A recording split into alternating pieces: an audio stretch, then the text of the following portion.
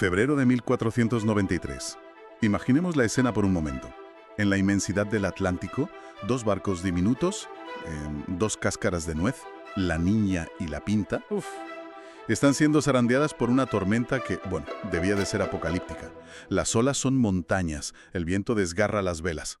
Y a bordo unos hombres aterrorizados, claro. Exacto. Pero lo que no saben es que en sus manos no solo está su vida, sino el destino de dos mundos que llevan milenios sin tocarse. Hoy vamos a analizar las fuentes para responder a una pregunta que lo cambia todo. ¿Qué habría pasado si esa tormenta hubiera sido el final? Justo eso. Si el secreto de un nuevo continente se hubiera hundido para siempre con Cristóbal Colón. La idea que queremos poner sobre la mesa es fascinante, porque no detiene la historia, ¿no? La desvía por un cauce completamente diferente. La desvía. La pérdida de esa expedición, según se desprende de los documentos, no habría evitado el contacto entre Europa y América, pero sí lo habría retrasado, y sobre todo habría alterado su naturaleza de forma radical. ¿En qué sentido? Habríamos pasado de una conquista militar, centralizada y fulminante, a una colonización comercial, multipolar y, bueno, muchísimo más gradual. Vale, me parece un punto de partida potentísimo. La idea de que el contacto era inevitable, pero la conquista como tal no. Exacto. Para entenderlo bien, vamos a seguir la onda expansiva de ese naufragio hipotético. Primero, nos quedaremos ahí, en medio del océano, para ver qué se perdió exactamente. Después, las consecuencias inmediatas de ese silencio en España, en Portugal y, por supuesto, para los pueblos de las Américas. Y terminaremos dibujando ese nuevo orden mundial que podría haber surgido. Perfecto. Y para calibrar la magnitud de lo que se perdía, hay que entender qué llevaban esos barcos. Salieron de la Española el 16 de enero de 1493. Y no traían las bodegas llenas de oro como en las películas. Para nada, ni mucho menos. Pero sí llevaban las pruebas cruciales para transformar una apuesta arriesgada en una empresa de Estado. A bordo viajaban unos 10 indígenas taínos. La prueba viviente. La prueba viviente de una nueva humanidad. También pequeñas muestras de oro para despertar la codicia y rarezas como papagayos, plantas exóticas. No era riqueza, era la promesa de riqueza. Y entonces, el 14 de febrero, llega la tormenta. La famosa tormenta. Y no es una invención nuestra, ¿eh?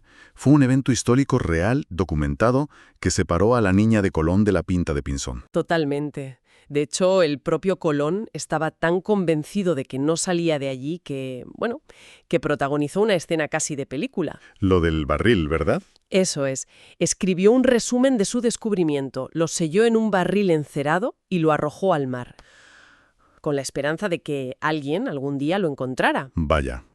Ese barril nunca apareció, pero nos da la medida de lo cerca que estuvo el desastre. Nuestro escenario alternativo es muy simple. La tormenta es un poco más intensa. Solo un poco. Una ola más grande, una racha de viento más violenta. Y con eso basta. El mástil de la Niña se parte, la nave se vuelve ingobernable y se hunde, sin supervivientes. El diario de a bordo, las rutas, las pruebas y el propio almirante, todo se pierde. ¿Y la Pinta? Pues la Pinta ya iba dañada, navegando a ciegas. Probablemente correría la misma suerte días o semanas después. Otra tormenta, una falla estructural. El resultado es un silencio total, absoluto. Ningún barco regresa a Palos, ningún mensaje llega a la corte. Exacto. La expedición simplemente se ha desvanecido. En la historia real la noticia fue casi inmediata. Pinzón llegó a Bayona a finales de febrero, Colón a Lisboa el 4 de marzo. En abril los reyes católicos ya lo recibían con todos los honores. Y ponían en marcha una segunda flota, masiva. Pero en nuestro escenario, nada. La espera en Palos se transforma en luto. Y para los reyes católicos, en un borrón y cuenta nueva. Hay que pensar en su situación. Acababan de terminar la Reconquista, estaban consolidando su poder, lidiando con Francia. Tenían otras cosas en la cabeza. Muchísimas. La expedición de Colón era una apuesta secundaria, una distracción exótica. Sin pruebas de éxito, se archiva como un fracaso costoso, una quimera. ¿Y las capitulaciones de Santa Fe? Papel mojado. Claro, ese contrato que le prometía a Colón ser virrey y almirante. Se convierte en un recordatorio de una ambición que se ahogó en el océano. Y ese silencio en los despachos de la corte tiene un eco mortal a miles de kilómetros. En la Española se habían quedado 39 marineros en el fuerte La Navidad, el primer asentamiento. En la realidad, la segunda expedición los encontró a todos muertos y el fuerte en cenizas.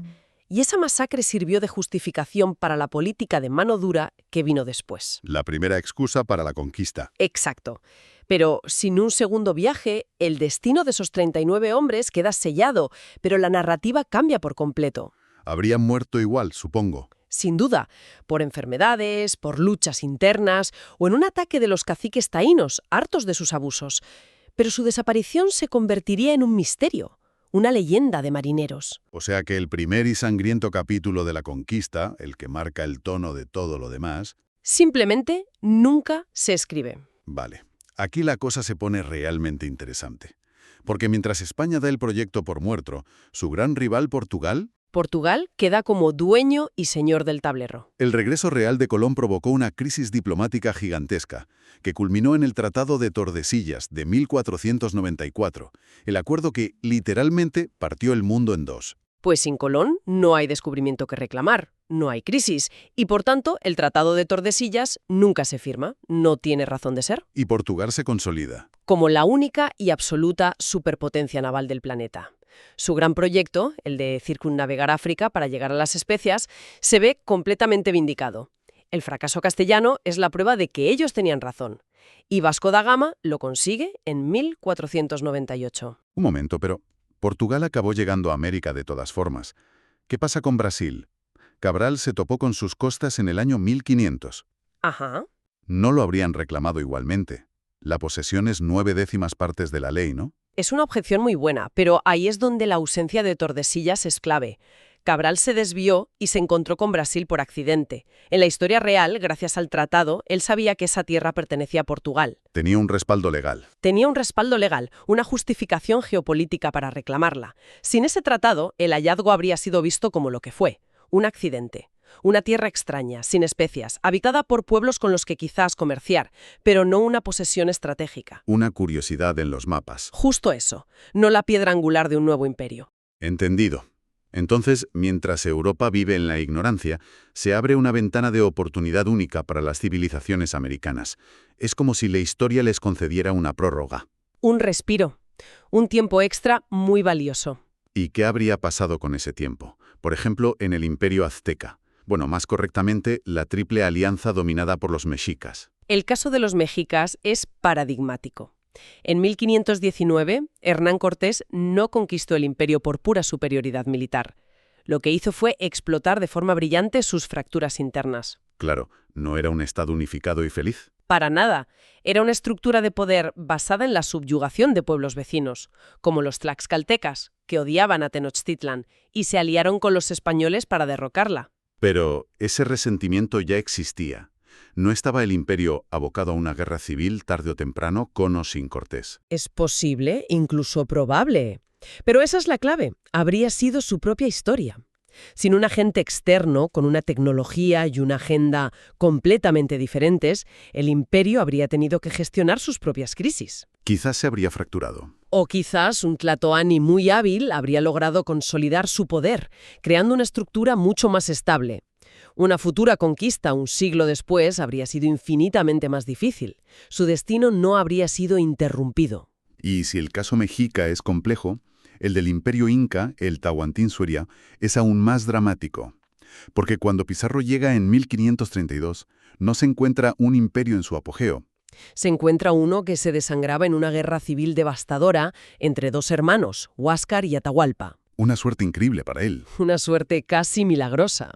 Y lo fascinante aquí, que a menudo se pasa por alto, es que esa guerra civil fue en esencia provocada por un fantasma. ¿Un fantasma? La viruela. El verdadero conquistador del imperio inca no fue Pizarro, fue la viruela. El virus, introducido por los españoles en el Caribe años antes, viajó mucho más rápido que ellos. ¿Cómo? De tribu en tribu por las rutas comerciales hasta llegar a los Andes. Y allí mató al emperador, Huayna Cápac, y a su heredero, desatando un vacío de poder que partió el imperio en dos. Es alucinante. O sea que el arma más letal de la conquista fue invisible y llegó antes que los propios conquistadores. Exacto. Las crónicas indígenas y la arqueología lo confirman. Hablan de una epidemia terrible y repentina, la Gran Mortandad, justo antes de la guerra. ¿Pizarro no se enfrentó a un imperio unido? Se encontró con los supervivientes de un apocalipsis biológico y una guerra civil. En nuestro escenario alternativo, sin contacto europeo, no hay viruela. Huayna Cápac muere de viejo, la sucesión es ordenada, Y cualquier invasor se encontraría con un imperio unificado y en la cima de su poder. con cientos de miles de soldados y una red de caminos impresionante. Un desafío de una magnitud completamente diferente. Vale, pero el océano no puede esconder un continente para siempre. Tarde o temprano, alguien más tiene que llegar. Si no es España, si no es Portugal, ¿quién redescubre América y, sobre todo, cómo? El redescubrimiento no habría sido impulsado por la gloria y la fe, sino por algo mucho más mundano, el mercado. Y probablemente por el olor a pescado. A pescado. A bacalao. Fíjate, el viaje de John Cabot para Inglaterra en 1497 fue una reacción directa al éxito de Colón. El rey Enrique VII, que era famosamente tacaño, solo lo financió para no quedarse atrás. Sin Colón no hay Cabot. Sin el precedente de Colón, jamás habría soltado un chelín. El viaje de Cabot sencillamente no habría sucedido. Entonces, si no son los Cerjes, ¿quiénes son los protagonistas de este segundo contacto? Pescadores. Vascos, bretones, ingleses, portugueses, durante todo el siglo XV se aventuraban cada vez más lejos en el Atlántico Norte, persiguiendo ballenas y, sobre todo, los riquísimos caladeros de bacalao de Terranova. Y muchos historiadores sostienen que llegaron antes que Colón. Exacto, pero se lo callaron. Un momento. La idea de que unos pescadores descubren América y se lo callan suena un poco a novela. ¿Es realmente plausible que un secreto así se pudiera mantener? Es que pensamos con la mentalidad del siglo XXI. Hoy sería una noticia global al instante. Pero en el siglo XV, un buen caladero no era un descubrimiento para la gloria de la humanidad. Era un secreto comercial. Que valía una fortuna. Revelar su ubicación significaba competencia, impuestos. Callártelo significaba tener el monopolio. Eran secretos de gremio, guardados bajo juramento, porque de ellos dependía la prosperidad de tu pueblo. Y esa diferencia en la motivación lo cambia todo. Cambia por completo la naturaleza del contacto. Completamente. Este segundo primer contacto habría sido, primero, descentralizado y multipolar. No un imperio reclamando un continente, sino pequeños puestos estacionales de varias naciones compitiendo. Segundo, Comercial, no militar. El objetivo no era encontrar el dorado, ni convertir almas, sino cambiar cuchillos y hachas por pieles de castor y llenar las bodegas de bacalao. y tercero, y esto es crucial, Gradual. La noticia no sería un anuncio triunfal en la corte, sino un rumor que se extendería lentamente por los puertos europeos a lo largo de décadas. no una colisión sísmica, sino una marea que sube poco a poco. Eso es, un proceso que habría dado a las sociedades de ambos lados del Atlántico mucho más tiempo para adaptarse, para entenderse y, muy importante, para que la transferencia de enfermedades fuera mucho menos explosiva. Menos devastadora. Exacto. Y si conectamos esto con el panorama general, el impacto en el orden mundial es masivo. El gran motor de la Edad Moderna temprana, en nuestra historia, fue la plata. La plata de Potosí y Zacatecas. El torrente de plata que financió los ejércitos de los Habsburgo y cimentó la hegemonía española en Europa durante el siglo XVI. Entonces, si quitamos la plata americana de la ecuación del siglo XVI, ¿qué pasa? Es como quitarle el combustible al motor del Imperio Español. Y abrumadora. Y el vacío de poder en Europa lo llenarían otros. Claro.